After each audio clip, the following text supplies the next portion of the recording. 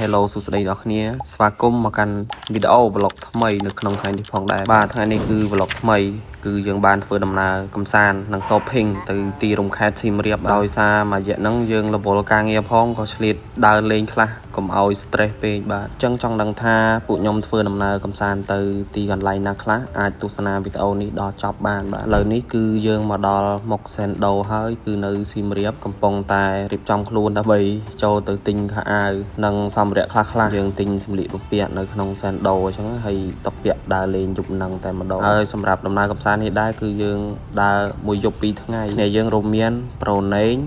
ប្រូជាលក្ខបូកសុមេ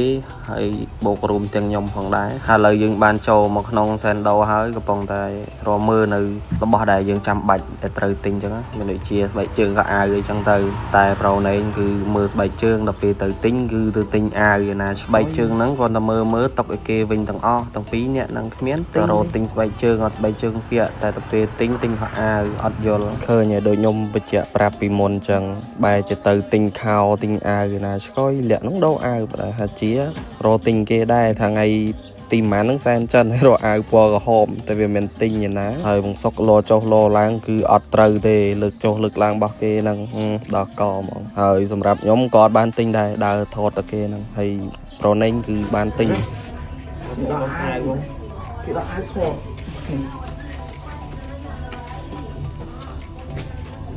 ទៅជាបានអីទិញឲ្យមុនហើយតែមកមើល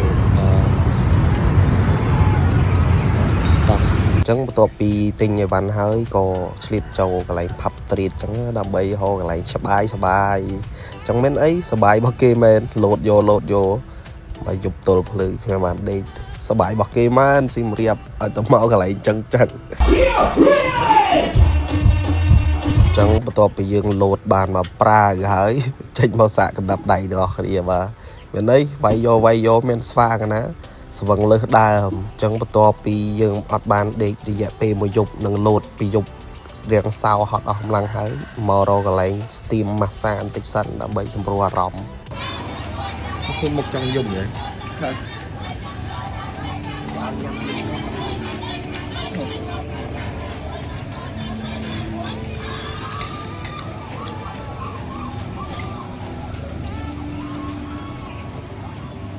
ហើយសម្រាប់កន្លែង steam មួយកន្លែងនេះខ្ញុំមកច្រើនដងដែរព្រោះអីបរិយាកាសគឺល្អតម្លៃសមរម្យហើយបរិយាកាសកន្លែង steam ស្អាត clean និយាយរួមទៅមកផាសុខភាពហ្មងគួរឲ្យចង់ steam កន្លែងគេទី1អនាម័យទី2បុគ្គលិករស់រាយហើយចូលទៅកន្លែង steam ហ្មងគឺ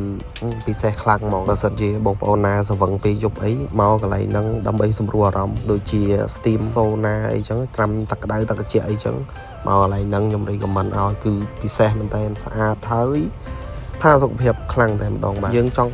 ចូលប៉ុន្មានម៉ោងក៏បានចូលប៉ុន្មានដងក៏បានសំខាន់ឲ្យតែមានលុយឲ្យគេគ្រប់បន្ទាប់ពី steam sauna រួចហើយមេនាំមកញ៉ាំនំបញ្ចុកម្ដងគឺនំបញ្ចុកទឹកប្រហុកបាទហើយកន្លែងនំបញ្ចុកទឹកប្រហុកហ្នឹងក៏ពិសេសដែរកន្លែងគេឆ្ងាញ់ហើយ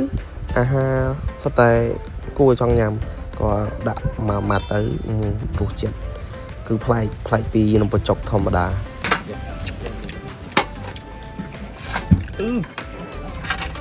អត់ដែលសូវបានមកទេទៅមកវគ្គទី20អញ្ចឹងបន្ទាប់ពីបានមកពីសៀមរាបវិញហើយក៏ចូលអុកញ៉ាដើម្បីទិញអីវ៉ាន់ខ្លះច្រើនអ្នកផ្ទះអញ្ចឹងគាត់មានអីវ៉ាន់នៅសៀមរាបទេនៅសៀមរាបអត់ដឹងទិញអីចូលអុកញ៉ាខ្លះក៏ទិញចំណីអាហារខ្លះផ្ញើអ្នកផ្ទះបាទអញ្ចឹងអរគុណច្រើនពុកម៉ែបងប្អូនអរគ្នាដែលបានតាមដានវីដេអូមួយនេះផងដែរបាទសូមអរគុណ